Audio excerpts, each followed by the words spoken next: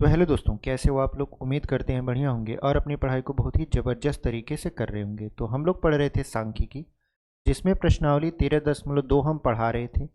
उसमें पहला से लेकर तीसरा क्वेश्चन हमने आपको बहुत ही बेहतरीन तरीके से समझा दिया था। बचा है 3 क्वेश्चन, जो कि इस वीडियो में हम लोग डिस्कस करेंगे। तो चलिए बिना देरी की वीडियो को शुरू करते हैं। और अगर आपने अभी तक चैनल को सब्सक्राइब नहीं किया है तो चैनल को सब्सक्राइब कर दीजिए, क्योंकि हम आपके लिए शुरू से मैथ आपके इस चैनल अर्जुन मैथ्स पर पढ़ा रहे हैं, वो भी फ्री ऑफ कॉस्ट, यानी एक भी बिना पैसे दिए आप आराम से इसको पढ़ सकते हो। प्रश्नावली 1.1 से शुरू किए थे हम लोग और 13.2 अभी आपको पढ़ा रहे हैं। आज 13.2 समाप्त हो जाएगा, उसके बाद हम लोग बढ़ेंगे 13.3 पर। फिर बचेगा प्रायिकता। प्रायिकता को पढ़ाकर जैसे ही हमारा ये सिलेबस कंप्लीट होता है हम लोग तुरंत प्रैक्टिस सेट की तरफ बढ़ जाएंगे। ठीक है, तो चलिए आज के इस क्वेश्चन को शुरू करते हैं। क्वेश्चन कुछ इस तरीके से है कि निम्नलिखित बंटन भारत के उच्चतर माध्यमिक स्कूलों में राज्यों के अनुसार शिक्षक विद्यार्थी अनुपात को दर्शाता है। इन आंकड़ों के बहुलक और माध्य ज्ञात कीजिए। दोनों मापकों की व्याख्या कीजिए। यानी आपको बहुलक बताना है और माध्य बताना है। तो चलिए हम लोग सबसे पहले इसका बहुलक निकाल लेते हैं। ये डाटा दिया है 15 से 20, 20 से 25, यानी प्रति शिक्षक विद्यार्थियों की संख्या, यानी 15 से 20 विद्यार्थी पर कितने शिक्षक हैं। यहाँ पर 3 शिक्षक हैं। ठीक है, यानी राज्य या संघीय क्षेत्रों की संख्या में ऐसे शिक्षक, यानी प्रति शिक्षक विद्यार्थियों की संख्या का जो अनुपात है उसमें 15 से लेकर 20 तक में ऐसे कितने राज्य या संघीय क्षेत्रों की संख्या 3 है।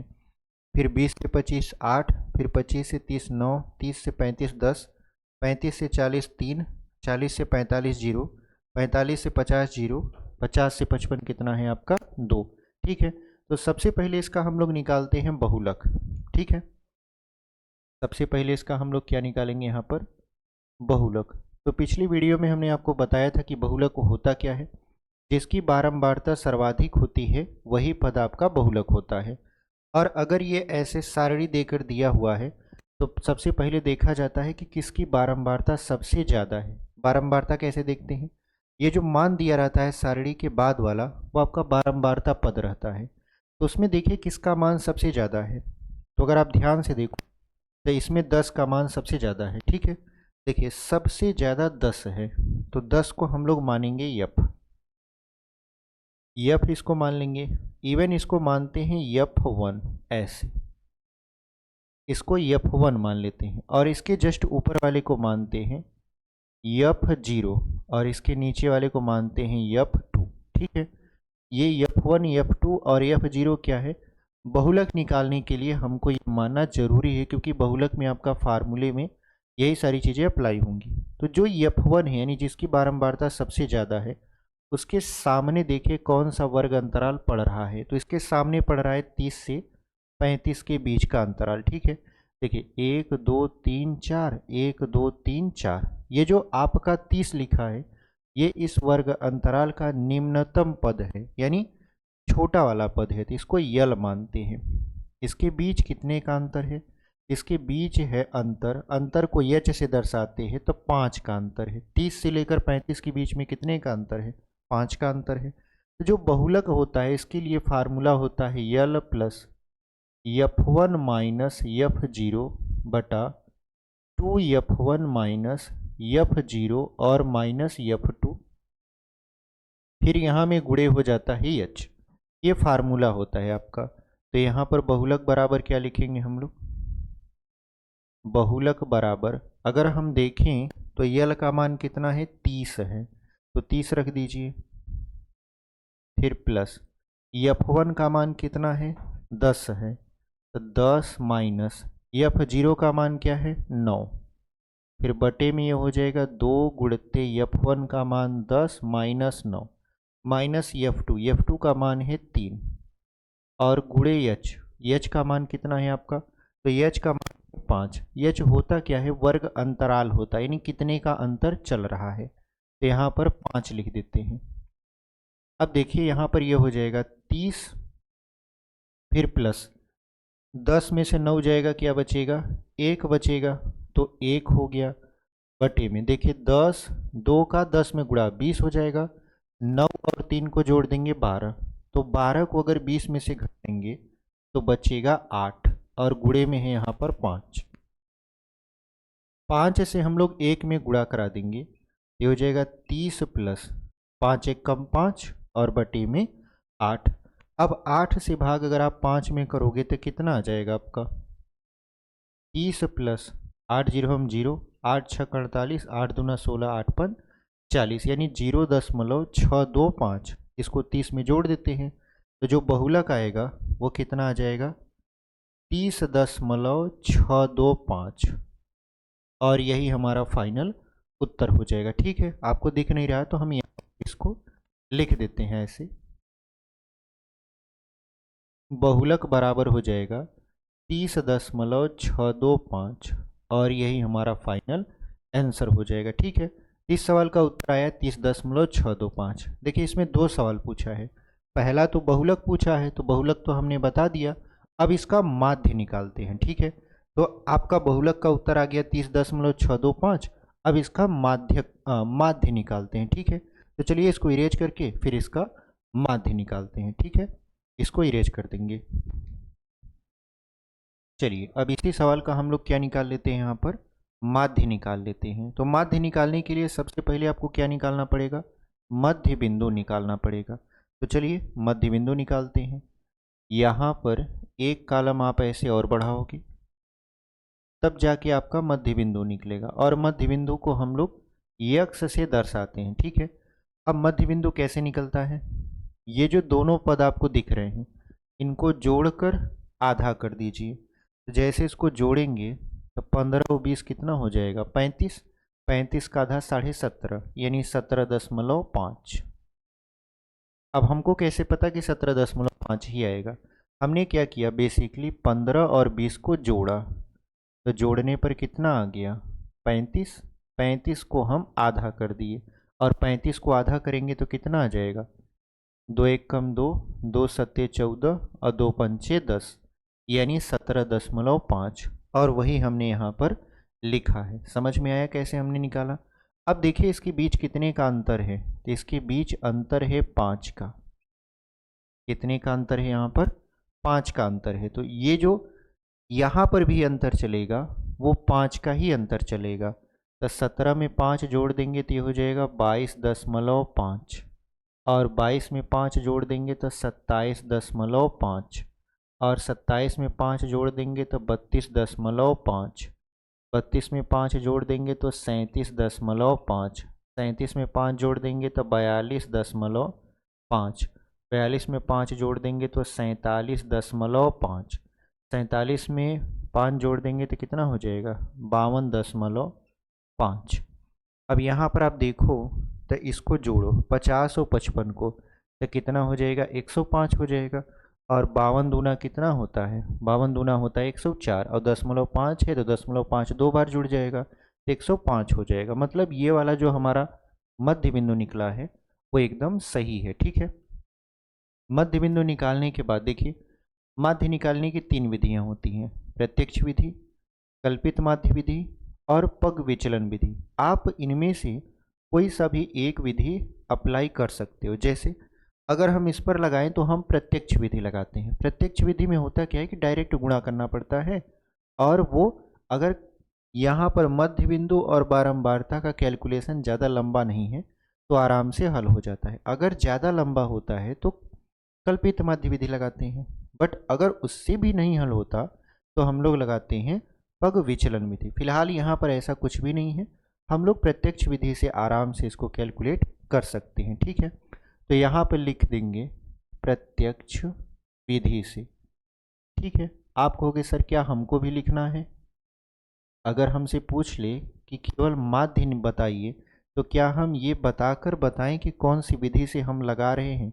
देखिए ये आपके ऊपर निर्भर करता है। ठीक है, अगर आप ऐसे लिख दोगे तो एग्जामिनर को लगेगा कि लड़का जानता है कि विधियां कितनी हैं। ठीक है, नहीं लिखोगे तब पर भी आपका सवाल सही रहेगा, गलत नहीं होगा, बट लिख दोगे तो थोड़ा सा ज़्यादा आपका इम्प्रेशन वहाँ पर निखर कर आएगा, यानी आपकी कॉपी देखेगा, वो तो आपका नाम भी नहीं जानता होगा। जो एग्जामिनर आपकी कॉपी चेक करेगा केवल रोल नंबर और आपकी राइटिंग और जो आपने लगाया है वही देखकर वो आपको जज करेगा। अगर आप ऐसे लिख कर चलते हो बढ़िया से कि हम प्रत्यक्ष विधि से लगा रहे हैं, बढ़िया से कॉलम बना के चलते हो, तो वो सोचता है कि लड़का पढ़ा लिखा है और जागरूक है, तो इसको नंबर दे दिया जाए। तो आपका अगर अगर कहीं बाय द वे कहीं मिस्टेक हो जाता है एक आक लाइन, तो उसके लिए वो नंबर नहीं काटता, वो आपका दे भी देता है। ठीक है, तो यहाँ पर चलिए हमने लिख दिया प्रत्यक्ष विधि से। प्रत्यक्ष विधि से होता क्या है कि बारंबारता का, अब बारंबारता कौन सा है, ये वाला, ये बारंबारता है, इसको यफ से हम लोग दर्शाते हैं। तो बारंबारता का मध्य बिंदु से होता है गुणा, यानी यफ का यक्स से गुणा होता है, जिसे हम लोग यफ यक्स बोलते हैं। ठीक है, तो गुणा करवा देंगे।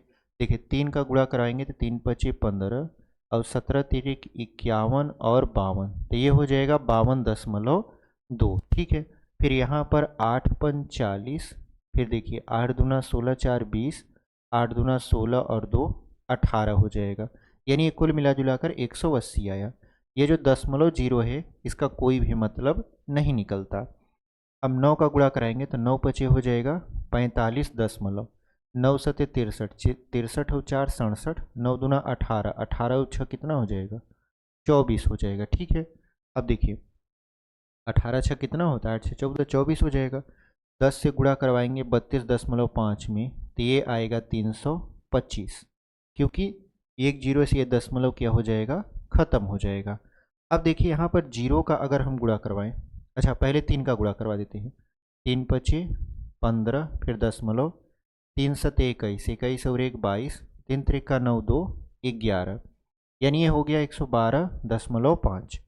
जीरो का 42.5 में गुणा कराएंगे जीरो आएगा, जीरो का 47.5 में गुणा कराएंगे जीरो आएगा, और 2 का 52.5 में गुणा कराएंगे तो 115 आएगा। ठीक है, कितना आएगा 115, क्योंकि 52 दूना 104 होता है, और 0.5 का दोगुना करेंगे तो 1 होगा, 1 में 104 को जोड़ देंगे तो 115 आ जाएगा। आप सिंपली गुणा करा सकते हो, 2 पंचे 10 की जीरो, 2 दूनी 4 1 5, 2 पंचे यहाँ पर 10, अच्छा 115 नहीं 105 आएगा। ठीक है, 115 नहीं, 52 दूना तो 104 ही होता है ना, तो यहाँ पर 105 आ जाएगा। अब इन सब को जोड़ते हैं, तो जोड़ने को देखिए लिखेंगे यहाँ पर, इसको हटा देते हैं पहले।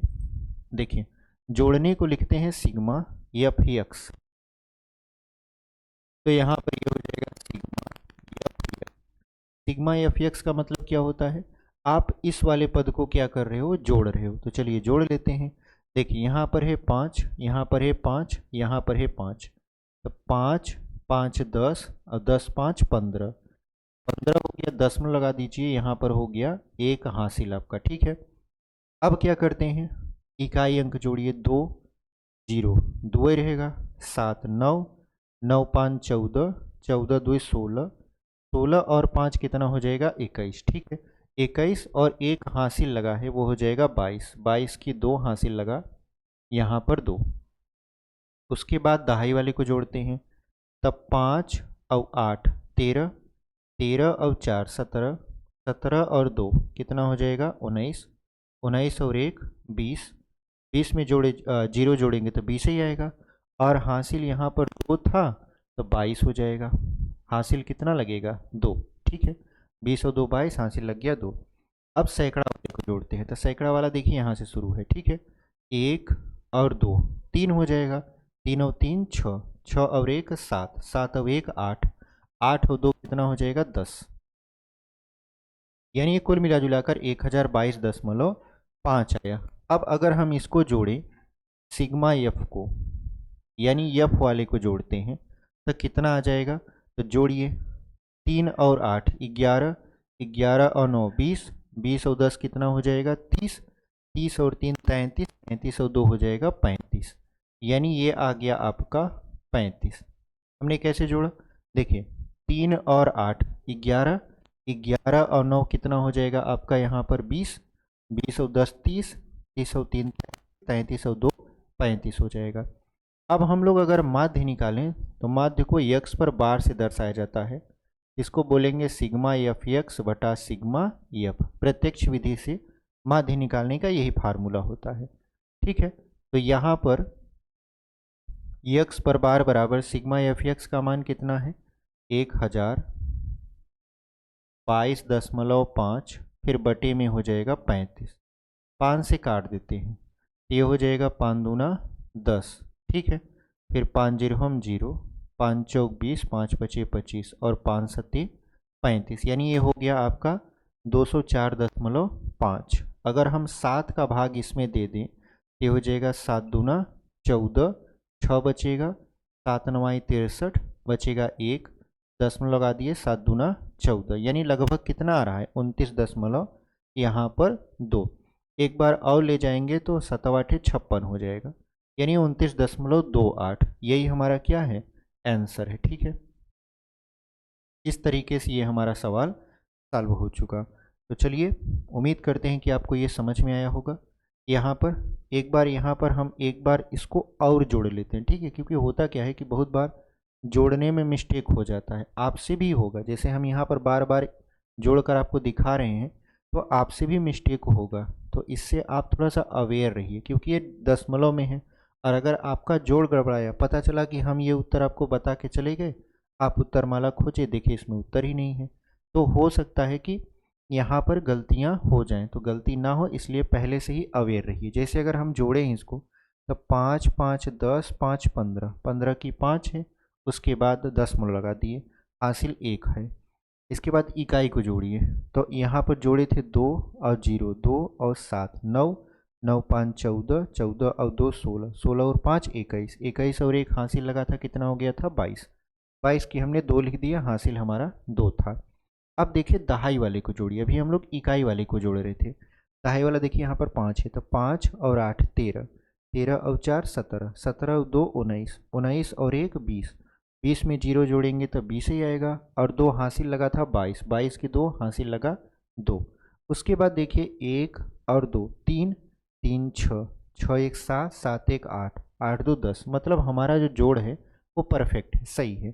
फिर हमने इसको जोड़ा, 3 और 8 11, 11 और 9 कितना हो जाएगा 20, 20 10 30, 30 3 33, 33 और 2 35। फिर हमने इसको 5 से काटने का निर्णय लिया, तो 5 दूना 10, यहाँ बचेगा 2, तो 0 बार ले जाएंगे तो 22 हो जाएगा, तो 5 चौक 20, 2 बचा, दशमलव लगा दिए तो 5 उतार सकते हैं, मतलब 25 हो गया।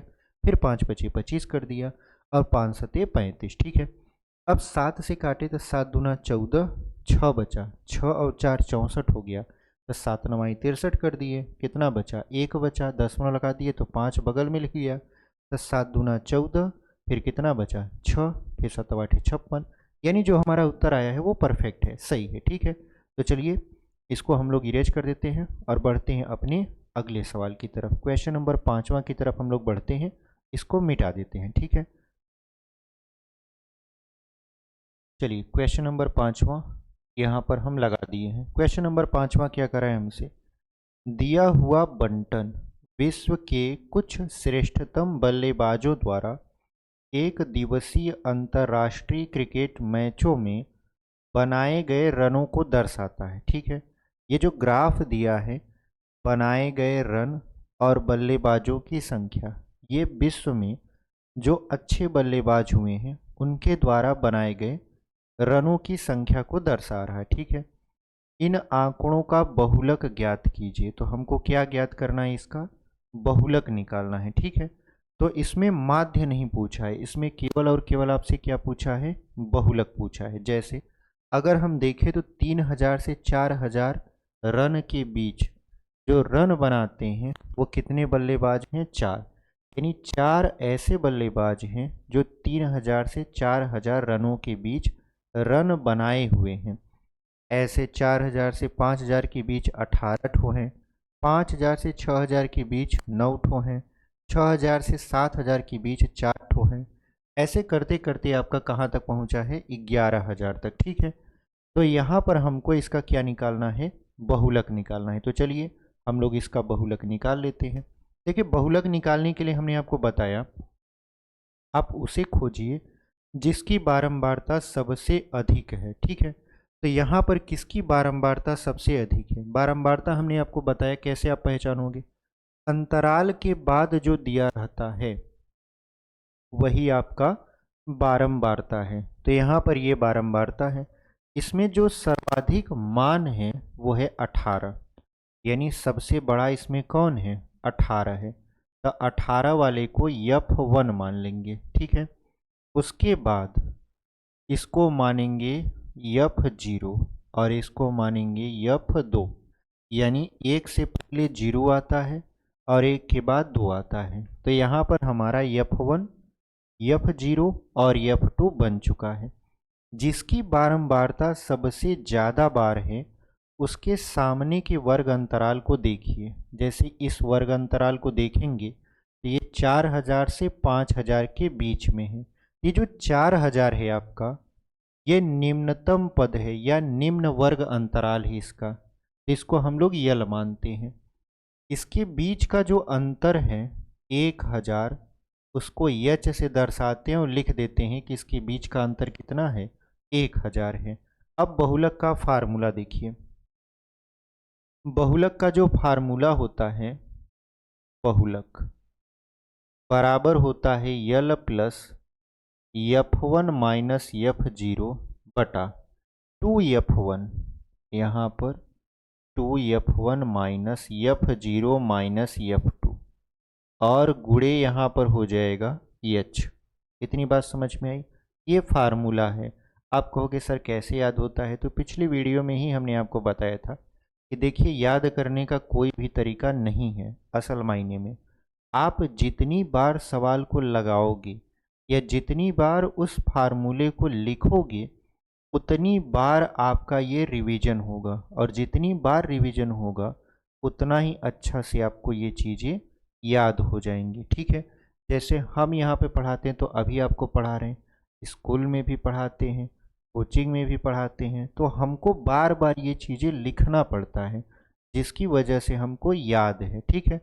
अगर हमसे यही चीज़ें सोचिए हम 1 साल तक मैथ ना पढ़ाएं या 1.5 साल तक ना पढ़ाएं, उसके बाद ये सारी चीज़ें आप पूछोगे तो ऐसा नहीं है कि नहीं बता पाएंगे, लेकिन हो सकता है कि आज जितना फ्रिक्वेंटली बोल रहे हैं उतना फ्रिक्वेंटली उतनी अच्छे तरीके से हम आपको समझा ना पाएँ, ठीक है। इसका मतलब ये है कि आप जितनी बार इसको घिसोगे, जितनी बार रिवीजन करोगे, उतनी बार आपको ये और अच्छे तरीके से याद होता चला जाएगा। यही तरीका है देखिए याद करने का, कि बार बार रिवीजन करिए। विदाउट रिवीजन आप केवल एक बार पढ़ के सोचिए कि आपको सब कुछ आ गया, तो ये इम्पॉसिबल टाइप का है, ठीक है। आप जितनी बार किताब को पढ़ोगे आपको उसी किताब में से हर बार नया नया चीज़ आपको देखने को मिलेगा, ठीक है। तो चलिए बहुलक यहाँ पर निकाल लेते हैं। बहुलक, तो बहुलक बराबर देखिए होता है यल। यल का मान हमने आपको बताया कि इसका निम्नतम पद ले लीजिए 4000, यहाँ पर ये हो जाएगा 4000, फिर प्लस F1 का मान देखिए है यहाँ पर 18, तो 18 कर देते हैं, माइनस F0 का मान है 4, तो 4 कर दीजिए, बटे में 2F1 का मान है 18 माइनस 4 माइनस F2 का मान देखिए यहाँ पर है 9, तो 9 लिख देते हैं, और गुणे में H मतलब होता है अंतराल कितने का चल रहा है, तो 1000 का अंतर चल रहा है यहाँ पर, तो 1000 लिख देते हैं इस तरीके से, ठीक है। इतना बात समझ में आया? अब हम लोग क्या करेंगे, इसको कैलकुलेट करेंगे। तो यहाँ पर ये हो गया 4000, फिर प्लस 18 में से 4 जाएगा, क्या बचेगा 14 लिख देते हैं। फिर यहाँ पर देखिए 18 का 2 में गुणा, तो 18 दूना हो गया 36, उसके बाद 4 को 9 में जोड़ देंगे, 13 हो गया। 13 को अगर हम लोग 36 में से घटाएंगे तो क्या मिलेगा, यहाँ पर 23 मिलेगा, ठीक है। अगर हम लोग 36 में से 13 को घटा दें, आप देखो ना 36 में से अगर आप 13 को ऐसे घटा देते हो, क्योंकि देखिए 18 दूना 36 हो गया और 4 और 9 13, तो यहाँ पर बचेगा 3, यहाँ पर बचेगा 2, यानी 23 हो जाएगा, ठीक है। और अगर हम लोग 1000 का इस 14 में गुणा करा दें तो ये हो जाएगा 14000, ठीक है। यानी देखिए 18 में से 4 को घटा दिए तो 14 बच गया, अब 14 में अगर हम 1000 से गुणा करवा दें तो हो गया 14000, और बटे में हो गया आपका 23। अब 23 से भाग करिए 14000 में, तो चलिए यहाँ पर भाग कर लेते हैं। 23 भागे कितना कर देंगे यहाँ पर 14000, ठीक है। तो 23 चौका 92 होता है, 23 पंचे 115, 6 बार में ये जाएगा, 7 बार में नहीं 6 बार में। 6 त्रिक 18, 6 दूना 12, 1 13, तो बचेगा 2 और यहाँ पर 0, 0 बार ले जाएंगे तो 0 उतार देंगे। अब ये 8 बेरियाँ जाएगा, ठीक है। 9 बेरियाँ, 9 त्रिक 27, 9 दूना 18, 18 2 20, 8 बार में ये जाएगा। 8 त्रिक 24, 8 दूना 16, 16 और 2 18 हो जाएगा। यहाँ बचेगा 6, यहाँ बचेगा 1।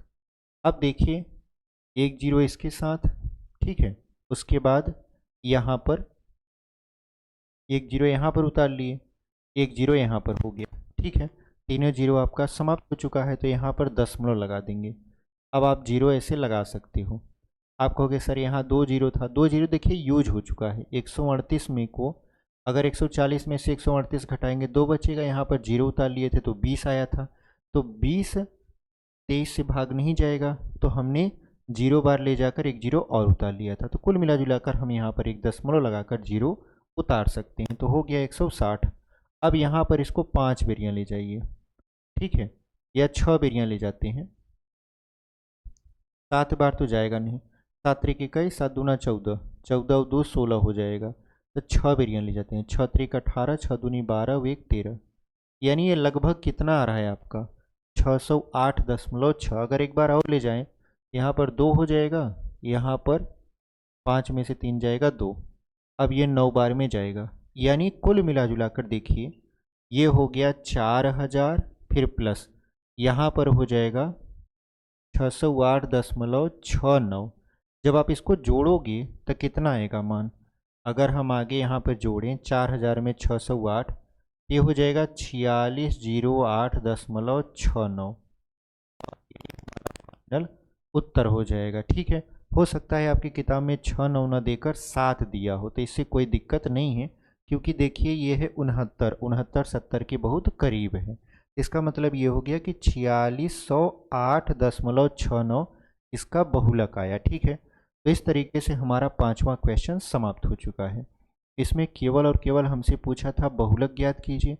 अगर ये पूछा होता कि माध्य ज्ञात कीजिए तो हम लोग माध्य भी बता देते, ठीक है।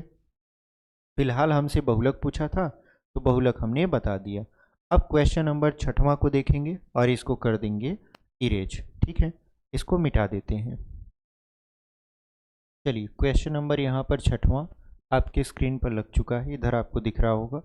क्वेश्चन क्या कर रहा है कि एक विद्यार्थी ने एक सड़क के किसी स्थान से होकर जाती हुई कारों की संख्याएं नोट की और उन्हें नीचे दी हुई सारणी के रूप में व्यक्त किया। सारणी में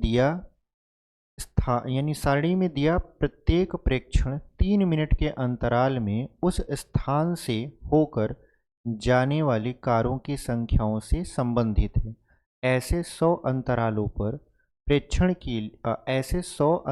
पर प्रेक्षण लिए गए इन आंकड़ों का बहुलक ज्ञात कीजिए। तो बेसिकली हमसे क्या पूछा जा रहा है, यहाँ पर बहुलक पूछा जा रहा है, ठीक है। तो चलिए बहुलक निकाल देते हैं।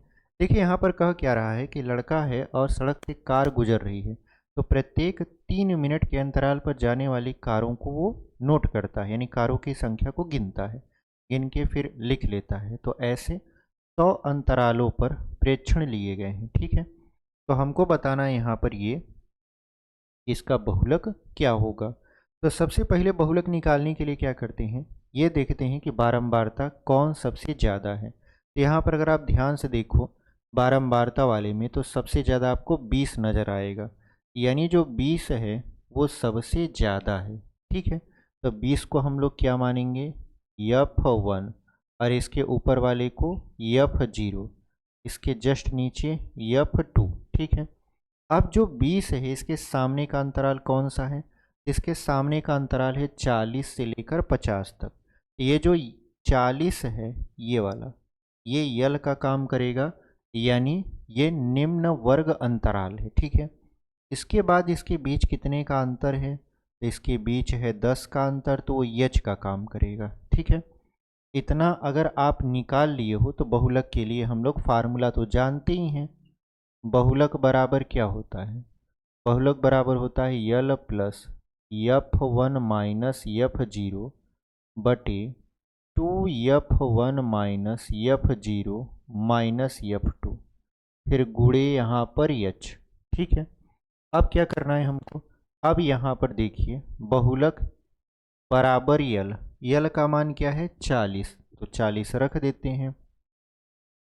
फिर प्लस F1 का मान है 20 माइनस F0 का मान है 12, फिर बटे में हो जाएगा 2 गुणित्ते F1 का मान है 20 माइनस F0 का मान क्या है, तो F0 का मान है 12, फिर माइनस F2 का मान कितना है 11 है, तो 11 रख देते हैं यहाँ पर। फिर गुणे H का मान क्या है, तो H का मान देखिए यहाँ पर है 10, क्योंकि जो अंतर चल रहा है आपका वो कितने का चल रहा है, 10 का ही चल रहा है, तो यहाँ पर 10 लिख देते हैं। अब देखिए ये हो जाएगा 40, फिर प्लस 20 में से 12 जाएगा, कितना बचेगा 8 बचेगा, 8 का 10 में गुणा करवा देंगे तो हो जाएगा 80। कैसे 80 आया, देखिए 20 में से 12 को घटा दिए तो बचा कितना 8 का अगर हम 10 में गुणा करवा दें तो 8 दहा में कितना हो जाएगा 80 हो जाएगा, तो 80 हो गया। अब यहाँ पर देखिए 20 का 2 में गुणा तो 20 दूना कितना हो जाएगा 40, उसके बाद देखिए 12 और 11 इसको जोड़ेंगे तो कितना आ जाएगा 23 आ जाएगा, 2 और 1 3, 1 1 2 23, तो 40 में से अगर आप 23 को घटा देते हो तो कितना बचेगा 17 बचेगा, तो 17 लिख दीजिए। देखिए अगर आपको नहीं समझ में आया कि हम कैसे कर दिए, 2 का 20 में गुणा करवाएंगे देखिए हो जाएगा 40, और 12 11 जोड़ेंगे तो ये हो जाएगा 23, घटाएंगे तो 10 में से 3 जाएगा 7 बचेगा, 3 में से 2 जाएगा 1, यानी 17 बच गया। अब 17 का भाग हम लोग देंगे किस में 80 में। ठीक है, तो यहाँ पर भाग दे देते हैं। देखिए 17 पचे 85 होता है। ठीक है, यहाँ पर भाग दे के दिखा देते हैं आपको, 17 से भाग कर देते हैं 80 में, तो 17 पचे 85, तब 5 बेरियाँ तो जाएगा नहीं, तो कितनी बार में जाएगा 4 बार में, तो 17 चौका 68 हो जाएगा, बचेगा कितना 12, 10 में लगा के 0 120 हो जाएगा, 17 सत्ते 119 होता है। ठीक है, तो यहाँ पर 7 बार ले जाएंगे 119, यानी जो कट कर मान आया वह आया 4.7। तो अगर हम 40 में 4.7 जोड़ देंगे तो मान कितना आ जाएगा आपका, आपको कि सर 40 में 4 जोड़ेंगे 44.7। ठीक है, यानी यहाँ पर कारों की जो संख्या है 44.7 आया। आप यहाँ पर कार लिख सकते हो, ठीक है, कोई दिक्कत नहीं है, यहाँ पर इसको आंसर लिख दीजिए। यानी जो आपका बहुलक आया वो कितना आया 44.7, और यही आपका फाइनल उत्तर है। तो इस तरीके से प्रश्नावली 13.2 पूरी तरीके से समाप्त हो चुका है। ठीक है, कुल 6 प्रश्न थे। पहली वीडियो में हमने आपको 1 से लेकर 3 तक सॉल्व करवा दिया था। दूसरी वीडियो जो अभी आप देख रहे हो इसमें हमने क्वेश्चन नंबर 4 से लेकर क्वेश्चन नंबर 6 तक पूरा का पूरा यहाँ पर सॉल्व करवा दिया। अब जो वीडियो आएगी वो आएगा आपका प्रश्नावली 3.3 का, जिसमें तीनों चीज़ पूछा जाएगा, माध्य, बहुलक और माध्यिका। माध्यिका क्या होता है, कैसे निकाला जाता है, सारी चीज़ों को अगले वीडियो में डिस्कस करेंगे। फिलहाल आप 2 चीज़ें सीख चुके हो, माध्य कैसे निकाला जाता है और बहुलक कैसे निकाला जाता है, और उसके क्वेश्चन भी आपने हमारे साथ बहुत ही बेहतरीन तरीके से सीख लिया है। ठीक है, अब प्रश्नावली 13.3 को हम लोग 2 पार्ट में डिवाइड करके उसको भी सॉल्व कर लेंगे। फिर बचेगा प्रायिकता को भी हम लोग समाप्त कर देंगे। फिर हम लोग चलेंगे प्रैक्टिस सेट पर, क्योंकि प्रैक्टिस सेट बहुत ज़रूरी है।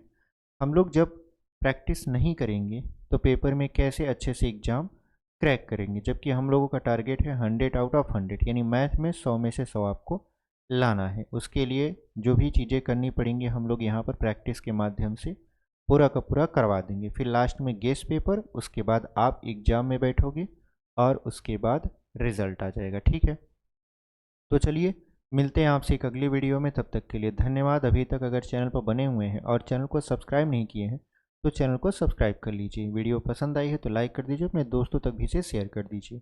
ऐसे ही पढ़ते रहिए और आगे बढ़ते रहिए। मिलते हैं आपसे एक अगले वीडियो में।